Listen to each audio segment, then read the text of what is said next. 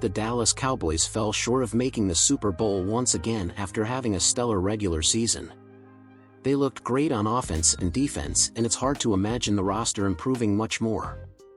Even so, Micah Parsons seems to have an idea of what the team needs to finally make a Super Bowl appearance next season. Parsons looks at the teams that ended up in the Final Four of the NFL playoffs. Each one had something unique on the defensive side of the ball. With that in mind, Micah Parsons believes the Cowboys must acquire a linebacker and a defensive tackle who can both get after the quarterback at will. Here's what he had to say while appearing on the Stephen A. Smith Show.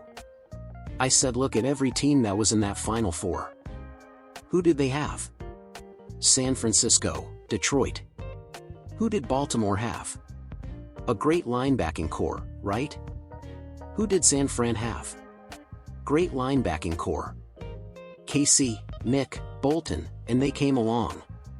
I said we need to get us another bigger linebacker who's gonna come down. I said we need to get a super, 330 nasty interior. I think we've got a lot of rushers.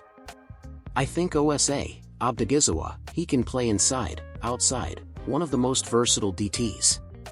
When we lost Jonathan Hankins, he's a big dude, but we need to get one of them big old, nasty, pass rushing, get going guys.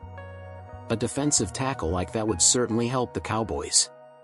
A defensive tackle who can also rush the passer can be a dominant force for any team.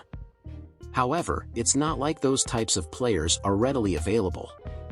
Dallas would have to either get lucky in the NFL draft or hope someone pops up in free agency. If a defensive tackle of that caliber isn't available, the front office would have to conduct a trade. So, it'll be interesting to see what the Cowboys do in the offseason. Micah Parsons clearly has some ideas on how the team can improve. But the decision-making belongs to Jerry Jones.